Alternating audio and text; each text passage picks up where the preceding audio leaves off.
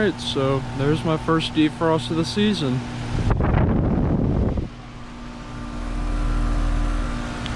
My upstairs comfort just like last year. Half ton, as most of y'all probably already know. It's about 40 degrees outside, so woke up early this morning and here we are.